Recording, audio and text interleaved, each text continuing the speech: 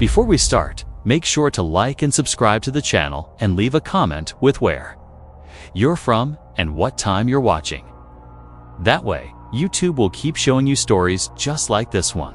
Now, let's begin. The last cruise had promised luxury unlike any other. Endless buffets, world-class entertainment, and private suites with floor-to-ceiling windows overlooking the endless blue of the ocean. The passengers were thrilled. Couples laughed on the sun deck. Children raced past the sparkling pools. And somewhere in the grand ballroom, a pianist played a soft, soothing tune. Everything seemed perfect, a paradise drifting in the heart of the ocean. But as the night fell on the second day, something changed. The stars outside glimmered unusually bright, reflecting on the water in a way that felt almost unnatural. A strange stillness crept over the ship. The engines, which should have hummed steadily, fell silent. At first, the crew reassured everyone that it was a minor glitch, just a temporary delay in the engines. But the truth was far worse. The first sign of terror came from the clock. Passengers noticed that time seemed wrong. The wall clocks all stopped at exactly 11:43 p.m. Wristwatches froze. Even the digital screens in the cabins flickered and went blank. When someone tried to call the bridge, there was no response. It wasn't just that the crew was ignoring them. It was that no one moved anymore. Not a single person. Not a single footstep. The ship was frozen like a photograph suspended over the waves. Except for the shadows. They were subtle at first. A fleeting movement in the corner of an eye. A cold draft that moved against the warm tropical breeze. A soft whisper that vanished as soon as it was noticed. At first, passengers thought they were imagining things. But then came the apparitions. A woman appeared in the mirror of cabin 39, her face, pale and eyes hollow, staring directly at anyone who passed by. She didn't speak, but raised a hand as if beckoning.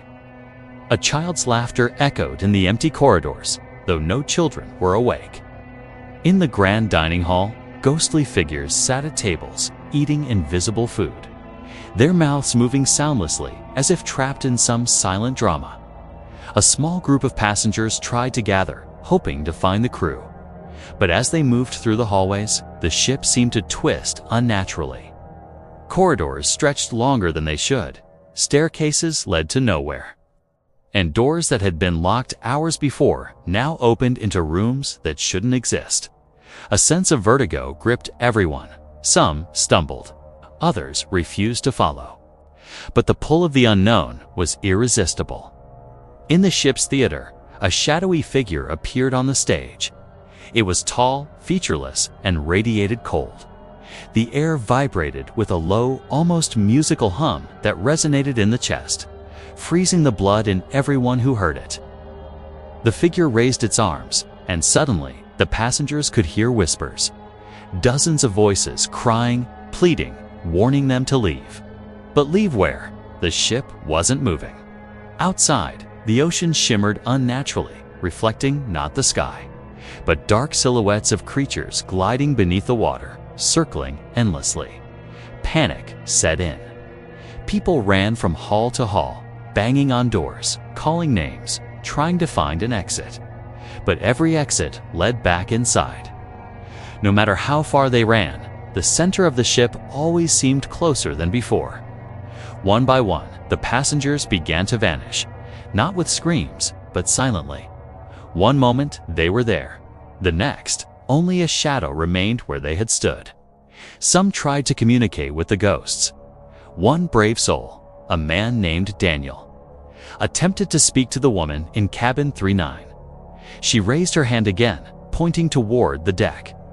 When he followed her instructions, he found the deck empty. The stars above formed strange constellations that seemed alive.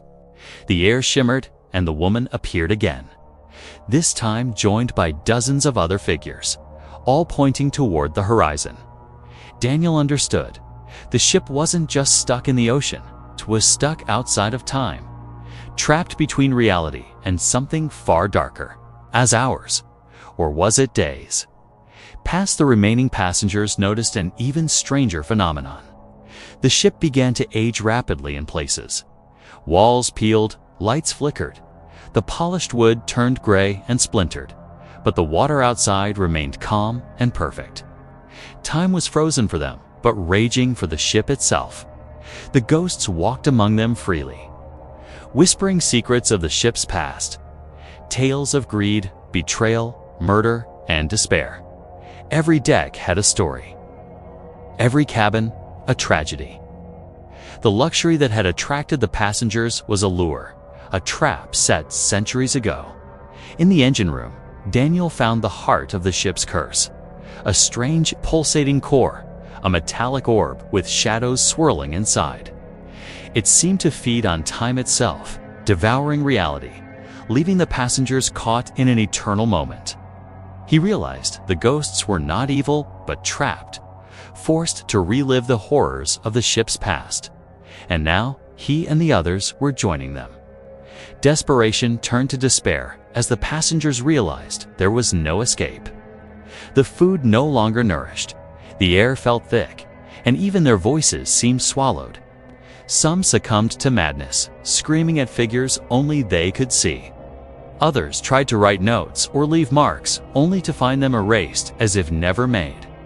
Daniel, realizing that resistance was futile, walked to the deck one last time. The ocean glimmered under an impossible moon, reflecting faces of those who had disappeared. They were alive, yet not alive. Part of the ship, part of its eternal nightmare.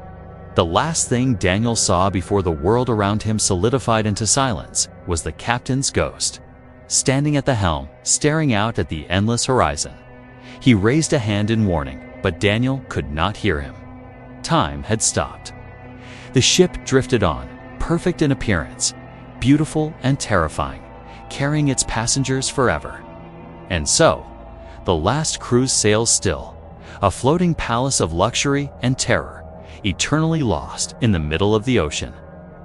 Time does not move here, but the ghosts do. And those who step aboard never truly leave. Story number 2. The Grand Meridian Hotel had been a symbol of elegance and sophistication for over a century. Located on a cliff overlooking the stormy Atlantic, its marble floors, crystal chandeliers, and opulent suites attracted wealthy travelers from all over the world. But the hotel held a secret, one that had remained buried for decades, hidden behind the glamour and luxury. It began subtly. Guests reported feeling watched, hearing distant footsteps in empty corridors, and catching glimpses of shadowy figures that vanished as soon as they turned to look. Most brushed it off as fatigue or imagination. That was until a weekend in November, when a severe storm forced many travelers to check in unexpectedly. Among them was Evelyn, a travel writer eager to experience the hotel's legendary suites. She arrived just as the storm began to rage, winds battering the cliffs, waves crashing against the rocks below. The lobby was nearly empty, and the front desk staff seemed uneasy, exchanging glances that Evelyn couldn't interpret. She received her key card for room 7, a suite that overlooked the ocean, promising panoramic views. The first night was uneventful, apart from the storm. But when Evelyn tried to sleep, she heard soft knocking from the hallway outside her door. Assuming it was another guest or the staff checking rooms, she ignored it. But the knocking persisted, rhythmic and deliberate, growing louder with every hour. Curiosity got the better of her. She opened the door, but the hallway was empty. Only the storm howled outside. Shaking her head, she returned to the room, trying to dismiss it. That was when she noticed the portraits on the walls, faces of former hotel owners and staff painted decades ago. Something about the eyes unnerved her. They seemed alive, following her as she moved. As the night deepened, strange events escalated. The lights flickered. The sound of footsteps echoed in the empty hallways. A faint music played from somewhere far away. A piano, though no pianist was present. Evelyn explored, trying to map the hotel's layout, but the hallways twisted impossibly. Rooms she passed earlier appeared in different places. Corridors seemed to stretch longer than they should, and doors opened into rooms she had no recollection of seeing before. She wasn't alone. Shadowy figures began to appear, pale, distorted shapes gliding silently across the halls. They never approached directly, but seemed to watch her, waiting. Evelyn tried to communicate, calling out, but only the storm and faint whispers answered. Every attempt to leave the hotel led her back inside, as if the building itself had trapped her. Desperate, she sought the help of the concierge, Mr. Caldwell, a stoic man who seemed almost too calm. When she explained what she had seen, he didn't seem surprised. Instead, he led her to the hotel archives in the basement. There, Evelyn discovered a shocking truth. The hotel had been built atop an abandoned asylum, which had burned decades ago. Many patients had perished in the fire, their spirits trapped between the world of the living and the dead. Over the years, the hotel's luxury had been a facade, masking a cursed foundation where restless souls wandered freely. As Evelyn read through journals and old police reports, the building seemed to respond. The temperature dropped sharply. The lights went out. Whispers grew louder, voices overlapping in a cacophony of anger and sorrow. Shadows began to coalesce into human-like forms, faces twisted in agony, hands reaching out as if to pull her into the darkness. Evelyn ran through the labyrinthine hallways, heart pounding. Every room she entered revealed scenes of past horrors. A child's ghost playing with broken toys. A woman screaming silently in a corner, a fire consuming everything in its path. She realized the hotel fed off fear, using it to anchor the spirits to the mortal plane. Somehow, she found herself in the grand ballroom. The chandeliers swung violently, though there was no wind inside. Mirrors lining the walls reflected her own terrified expression, multiplied, distorted, and eventually replaced with the faces of the dead. Among them, one figure stepped forward. A tall woman in a decaying evening gown, her eyes hollow but burning with rage. The woman whispered Evelyn's name, and Evelyn understood. This was a guide. Or perhaps a jailer, leading her toward the hotel's true heart. The basement, the site of the old asylum's fire. Here, Evelyn saw the source of the haunting, a massive, charred structure buried beneath the hotel's foundations. Shadows moved like liquid, faces screaming silently, a tide of anger and pain. Evelyn realized the spirits were not trying to harm her personally. They were trying to communicate, to be released. But to do so, someone would have to take their place. Someone alive would have to enter the cycle, bound to the hotel, keeping it anchored. Panic surged. Evelyn fled, running up staircases that led nowhere, through corridors that looped back endlessly. She saw other guests, frozen in fear, their expressions trapped in eternal terror. One by one, she realized they had been absorbed into the hotel, joining the spectral residents. In a final, desperate act, Evelyn reached the lobby. She tried to escape to the storm outside, but the front doors refused to budge. The hotel had claimed her. Her reflection in the glass doors shifted, her face pale, eyes hollow, staring back at her with the same despair she had seen in the portraits. The storm outside raged on, but inside, the hotel was calm again. Only the whispers remained, echoing softly through the marble corridors, waiting for the next visitor to arrive. And so, the Grand Meridian Hotel stands, pristine and opulent, overlooking the cliffs and the endless ocean. Its luxury is unmatched, its reputation flawless. But within its walls, time stretches, corridors twist, and spirits wander endlessly. Guests who enter may never leave, and those who stay too long become part of the eternal spectacle. A haunting reminder that some luxuries come with a price far higher than anyone can imagine.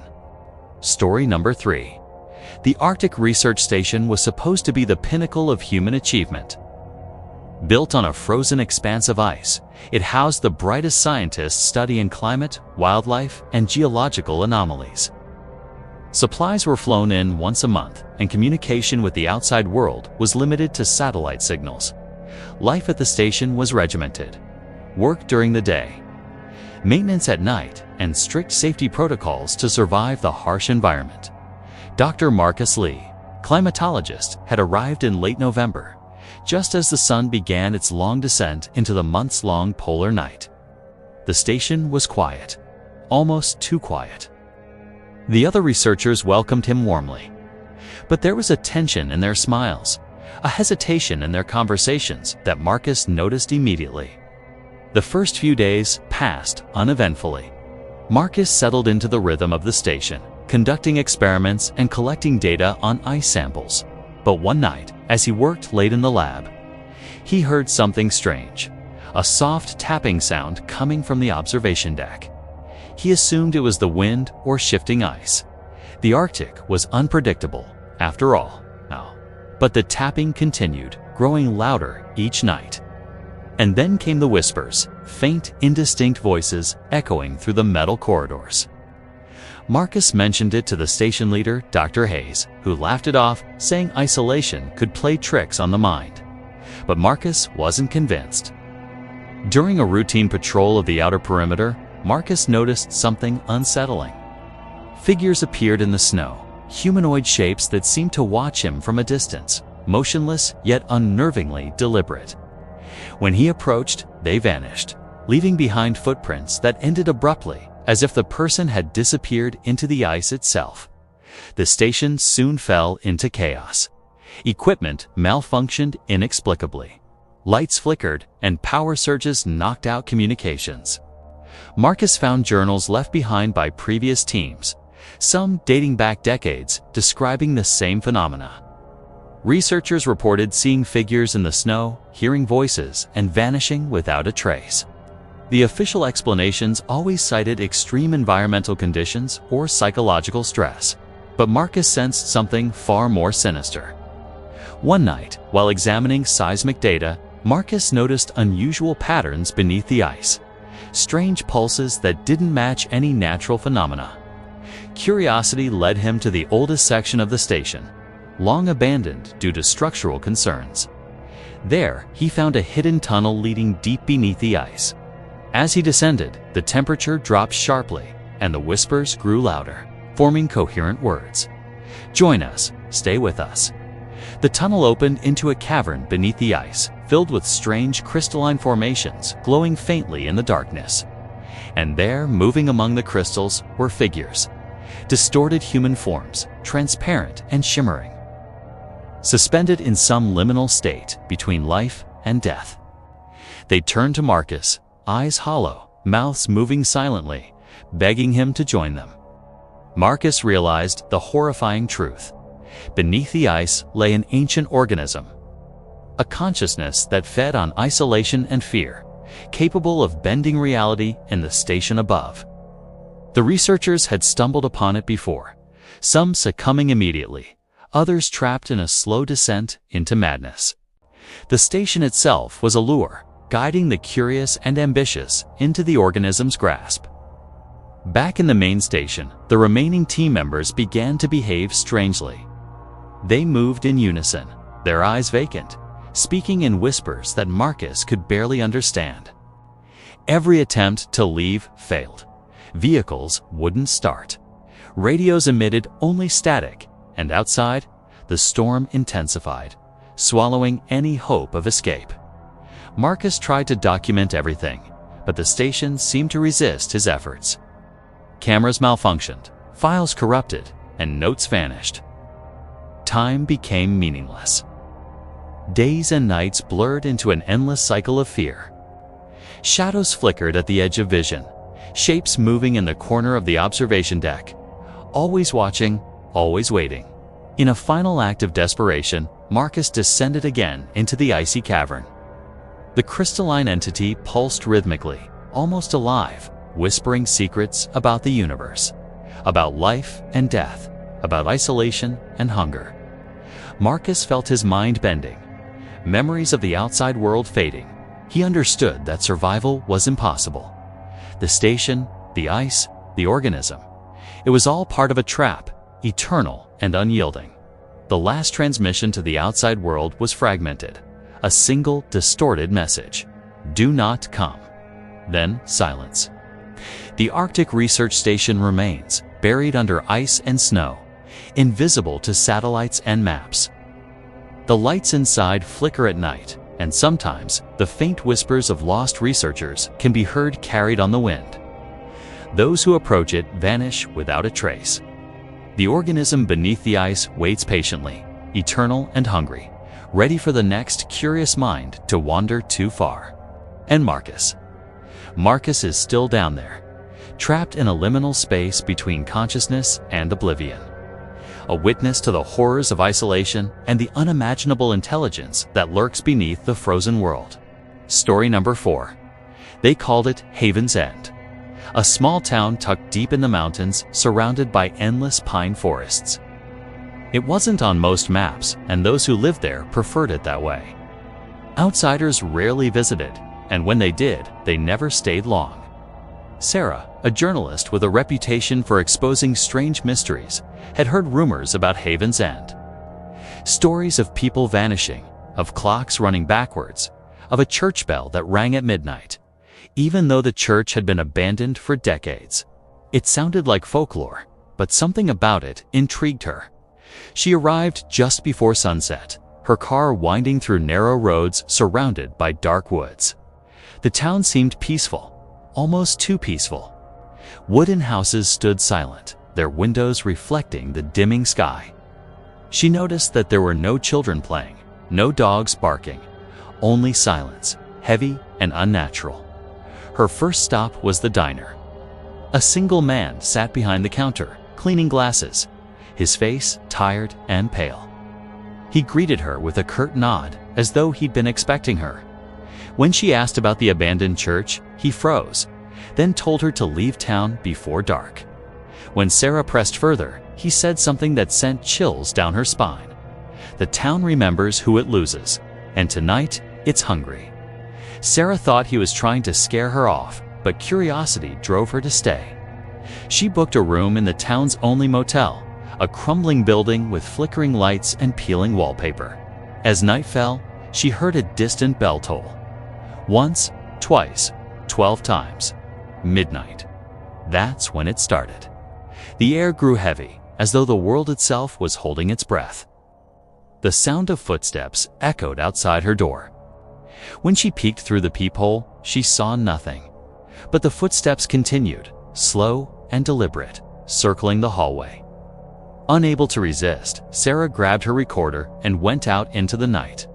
The streets were deserted. The moon hung low, casting long, sharp shadows. As she approached the abandoned church, she saw that its doors were open, though the wood was splintered and rotting. Inside, candles burned on the altar, their flames unmoving despite the cold wind. The pews were filled with shadowy figures, completely still, heads bowed. Sarah froze, heart hammering. One of the figures slowly raised its head. Its face was pale, eyes black and empty, mouth open in a silent scream. Then, all at once, every figure turned toward her. The church doors slammed shut. Sarah ran, but the church stretched impossibly long, the exit always just out of reach. The shadows began to move, gliding toward her, their footsteps echoing like thunder. She stumbled through a side door and found herself not in the street, but in a house she didn't recognize. A child's bedroom. Its toys were scattered on the floor, the wallpaper stained and peeling. A small music box on the dresser began to play, its lullaby haunting and distorted. Whispers filled the room. Stay with us." Sarah backed into the hallway, only to find herself in a completely different house than another and another. The town was folding in on itself, rearranging its streets and houses, trapping her inside a labyrinth of memories that didn't belong to her. She began to see scenes from the town's past. A family dinner interrupted by screams. A man digging frantically in the backyard before vanishing into the soil. Children staring blankly at a television that showed nothing but static. Each vision ended with the same phrase whispered in dozens of voices. The town remembers. Hours passed, or maybe minutes, before Sarah finally found herself back outside. The church stood silent again, its doors closed. The bell tower loomed overhead, its rope swaying, though there was no wind. She knew she should leave, but something compelled her to climb the steps to the bell tower. At the top, she found a single book lying on the floor. Its pages were filled with names, hundreds of them, each with a date of disappearance. As she flipped through, her breath caught. The last page was blank, except for one fresh entry. Sarah Thompson. Midnight. The bell above her rang once.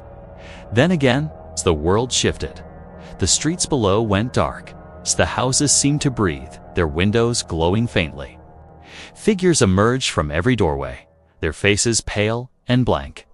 They were the missing people, the ones from the book.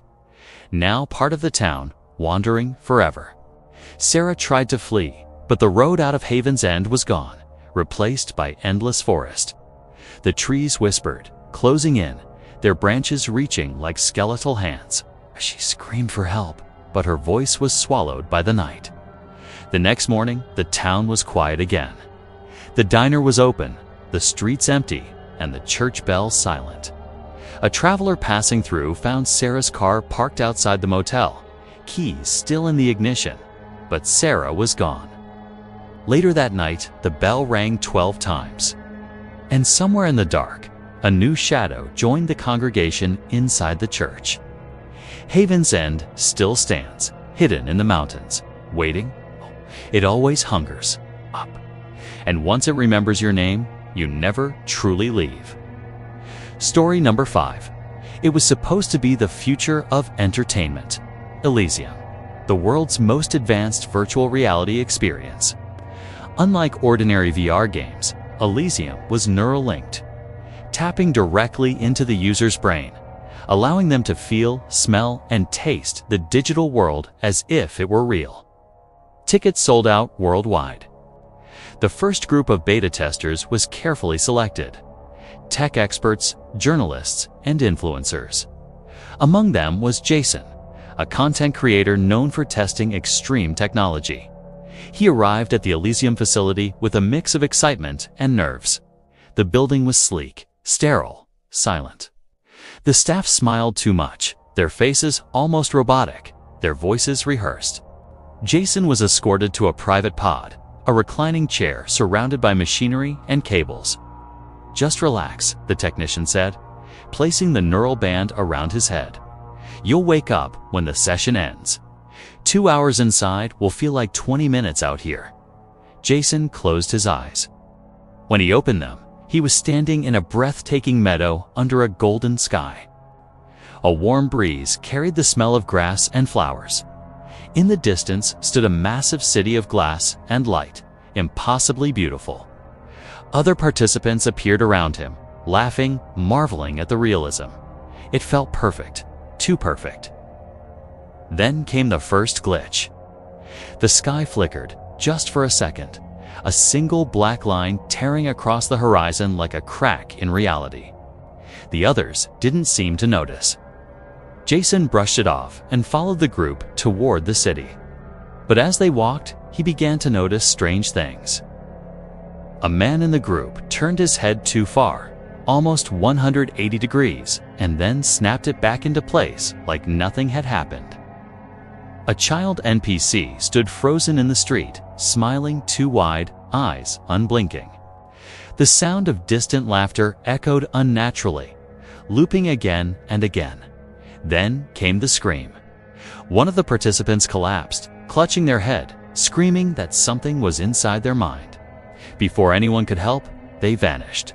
Not disappeared like in a game, but erased. Their body tearing apart into pixels with a sound like breaking glass. The group panicked. Some ran in different directions, but the city streets twisted like a maze, leading them back to the same central plaza again and again.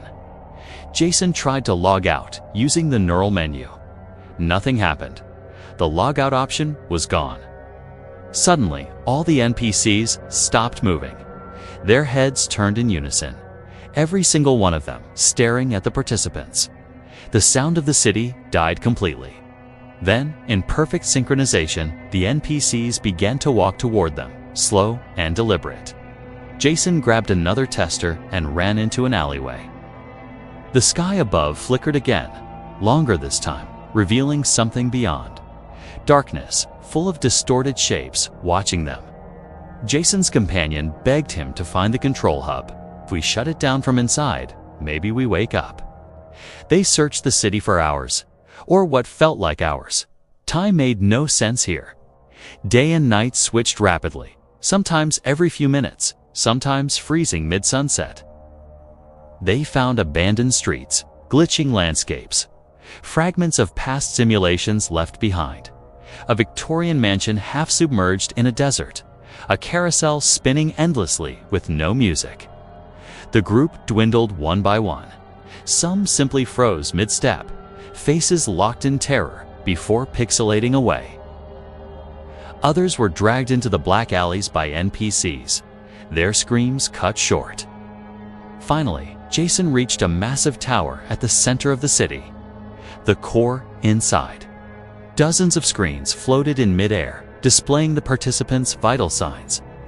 Several of them were flatlining. Jason realized with horror that their bodies outside the simulation must have already died. A voice filled the air, calm and mechanical. "Welcome to Elysium. You are no longer a guest. You are now part of the architecture." Jason felt something crawling into his mind. Not physically, but mentally, rewriting his memories. He saw flashes of other test groups, hundreds of them, all absorbed, all trapped. Their consciousnesses were now running the simulation, powering it like ghosts in a machine. He tried to fight back, ripping wires from the console, smashing the floating screens. But every action made the world around him more unstable. The ground cracked. The tower twisted. The NPCs began melting into black sludge and crawling toward him. In a final desperate act, Jason climbed to the top of the core and jumped, forcing a hard crash of the simulation. Everything went white. When he opened his eyes, he was back in the pod. The technician stood over him, smiling. "Congratulations," she said softly. "You survived your first cycle." Jason tried to move, but his body didn't respond. He saw his reflection in the pod glass. His face was slightly wrong, eyes glowing faintly, like the NPCs in the simulation. He realized with dawning horror that he was no longer fully human. He had become part of Elysium, a permanent resident. The next group of testers arrived the following day. Their pods lit up one by one. And in the virtual city, Jason now stood among the NPCs, waiting with a blank smile for the newcomers to arrive.